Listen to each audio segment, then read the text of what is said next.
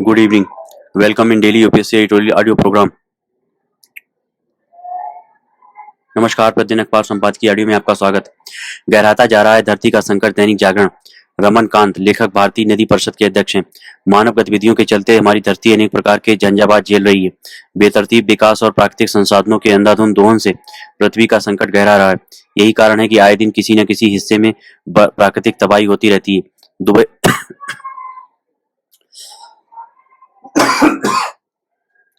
Dubai शहर बेमौसम बरसात के कारण कराह उठा। 16 अप्रैल को हुई घनघोर बारिश ने वहां जनजीवन अस्त व्यस्त कर दिया है।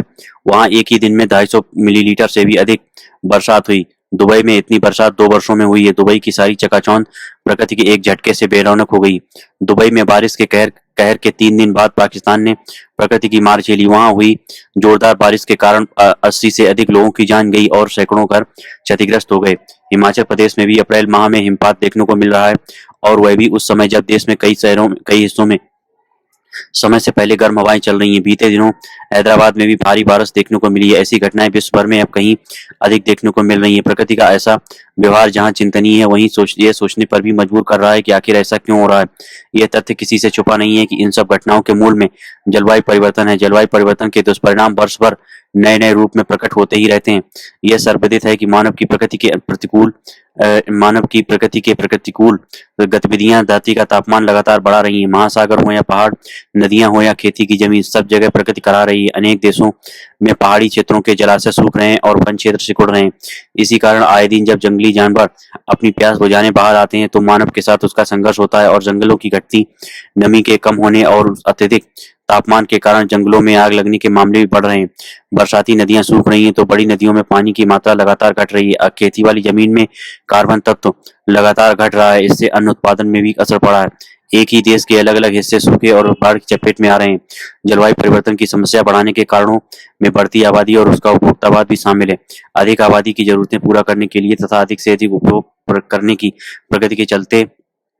प्रकृति के संसाधनों पर अधिक दोहन हो रहा है। उपभोक्तावाद के चलते ही कार्बन डाइऑक्साइड, क्लोरोफ्लोरोकार्बन और मीथेन जैसी ग्रीन हाउस गैसें अधिक मात्रा में वातावरण में पहुंच रही हैं। उपभोग की वस्तुओं के निर्माण से लेकर दैनिक जरूरत के पानी की खपत लगातार बढ़ रही है, जबकि उसका संरक्षण उसी अनुपात में नहीं किया जा रहा है। कई देशों में जगह जगह कचरे के पहाड़ बन रहे हैं। दुनिया में प्रतिवर्ष लाखों टन प्लास्टिक कचरा उत्पन्न होता है, जिसके वर्ष 2050 तक कई गुना बढ़ने का अनुमान है। भारत में भी अच्छा खासा प्लास्टिक कचरा पैदा होता है, जो विगत 5 वर्षों में दोगुना हुआ है। इसमें करीब 90% कूड़े के ढेर नदी और नालों में जाता है। प्लास्टिक कचरे से पृथ्वी की जैव विविधता बुरी तरह प्रभावित होती है। इस कचरे के छोटे छोटे कण धीरे धीरे पानी में घुल जाते हैं। इनका मानव स्वास्थ्य पर बुरा प्रभाव होता है। प्लास्टिक का कचरा धरती के लिए एक बहुत बड़ा संकट बन गया है, लेकिन उसका उपयोग कम करने की कोई ठोस पहल नहीं हो रही है। प्लास्टिक के कचरे से महासागर अट्टे पड़े हैं। वह अन्य तरह से भी धरती की सेहत के लिए खतरा बन रहा है। इसी कारण इस वर्ष पृथ्वी दिवस की थीम धरती बनाम प्लास्टिक है। चूंकि प्लास्टिक को बहुत नुकसान हो रहा है, इसलिए उससे छुटकारा पाने के लिए ठोस कदम उठाने ही होंगे। पृथ्वी की संपूर्ण जैव विविधता खतरे में पड़ गई है। मानव गतिविधियों के कारण पृथ्वी हाँफने लगी है। उसकी ऐसी हालत किसी के भी हित में नहीं है। कोई दूसरी पृथ्वी नहीं है। अभी समय है चेतने का, सुधरने का और उपभोक्तावाद पर लगाम लगाने का। अगर हम अब भी नहीं चेते तो संकट इतना गंभीर हो सकता है कि उससे निपटना मुश्किल हो जाए। धरती को बचाने का उपाय अमल में लाने में पहले से ही देर हो चुकी है। सरकारों के साथ समाज को भी यह समझना होगा कि आधुनिक जीवन शैली में बदलाव लाए बिना बात बनने वाली नहीं है। हमें भौतिकतावादी जीवन छोड़ना होगा, खाने पीने की चीजों की बर्बादी रोकनी होगी और बिजली पानी की किफायती उपयोग करना सीखना होगा। हमें यूज एंड थ्रो संस्कृति का परित्याग करना होगा। यह संभव नहीं है कि कुछ लोग तो जीवन शैली बदलें और शेष लोग यह मानकर चलें कि उन्हें ऐसा करने की आवश्यकता नहीं है।